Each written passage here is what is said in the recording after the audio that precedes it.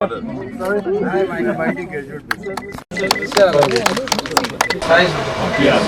आप वो बता सकते हैं आपने कन्विंस किया ना उसमें? हाँ। वो इधर इसके अंदर रखा हुआ है।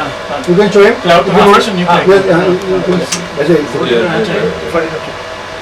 वैसे अन्य अधिकारीगण, गणमान्यगण, अतिथि एवं क्लाइमेट रिसर्च सेंटर का अपने कर कमलों से उद्घाटन करके हमें अनुरोध किया, समय निकाला और हमें इस कार्यक्रम की शोभा बढ़ाई। के पात्र हैं हम सब, आप सब, जम्मू कश्मीर की सरकार, और साथ ही साथ मुझे धन्यवाद करता है हृदय की गहराइयों से प्रधानमंत्री श्री नरेंद्र मोदी जी का।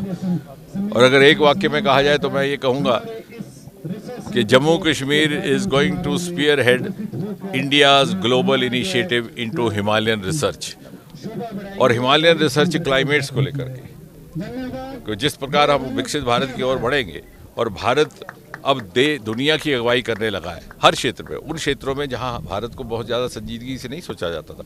अगर क्लाइमेट के इश्यूज़ को लेते थे तो समझा जाता था कि ये भारत के लिए बहुत परे के विषय हैं, India it's too alien for India. आज मोदी जी COP20 मीटिंग में ये निर्धारित करते हैं net zero by 2070, 50% carbon emission by 2030, यानी India no longer a follower, we are ready to be followed and world is looking up to us to take cues. और हिमालय के वो क्षेत्र हैं जिनको पिछली सरकारों के द्वारा वो तवज्जो नहीं मिली जो मिलनी चाहिए थी, और इनके सरमाए ना तराशे गए ना तलाशे गए। अब जब हम फ्रजाइल 5 से फर्स्ट 5 पर पहुँचे और अब तीसरी इकॉनमी बनेंगे, पहले चौथी तीसरी और अव्वल नंबर, तो यही क्षेत्र हैं जो अनएक्सप्लोर्ड अंडर एक्सप्लोर्ड सेक्टर्स हैं, जो वैल्यू एडिशन करेंगे भारत की अर्थव्यवस्था में। 5-6 राज्य हमारे हिमालय की गोद में बसते हैं। दूसरा रहेगा हमारा कोस्टल एरिया, उसको लेकर भी मोदी जी ने डीप सी मिशन शुरू किया है।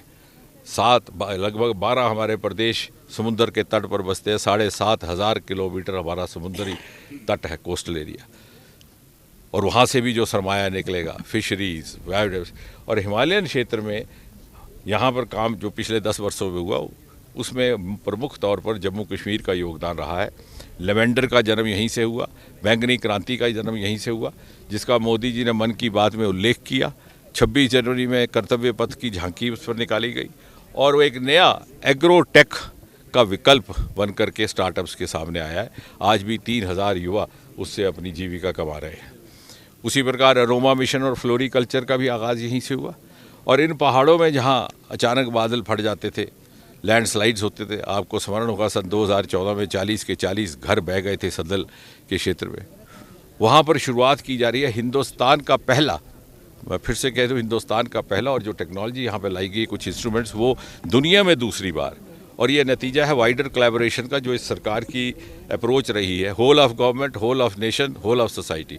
इसमें सेंट्रल यूनिवर्सिटी जम्मू का भी योगदान है, नोडल मंत्रालय मिनिस्ट्री ऑफ अर्थ साइंसेज पृथ्वी विभाग है, साथ ही साथ उसके साथ स्विट्ज़रलैंड साइंस नेशनल फाउंडेशन भी जुड़ा है, और जम्मू कश्मीर सरकार का सहयोग यहाँ की ज़मीन उपलब्ध करवाने में, यहाँ की व्यवस्था करने में। तो एक वाइडर कोलैबोरेशन का ये नतीजा है, जिस तरह से हमने हर अपनी प्रयास में पिछले 10 वर्षों से किया है। और ये ना केवल शोध का विषय रहेगा, बल्कि अध्ययन का भी रहेगा। इससे बहुत सारे नवयुवक अपना इसी क्षेत्र में शोध करके, अध्ययन करके अपनी रोज़गार कमाने का भी ज़रिया ढूंढ सकते हैं। और इन हिमालय के क्षेत्रों में इनके रहस्य खोजने की शुरुआत जब भारत दुनिया भर के लिए करने का बेड़ा उठाए हुए है, तो उसकी शुरुआत हमारे लिए फ़ख्र की बात है, जम्मू कश्मीर की धरती से, उधमपुर के ज़िले से हो रही है। काल में हम पिछले 5 वर्षों से पहले 3 दर्जे में रहे हैं PMGSY में। यहाँ पर सुंदरीकरण, नदी सुंदरीकरण का पहला प्रोजेक्ट भी यहीं पर आया, जब देविका का। वंदे भारत यहाँ 2-2, और अभी बहुत जल्दी यहाँ पर हवाई अड्डे की भी व्यवस्था उधमपुर में ही होने वाली है।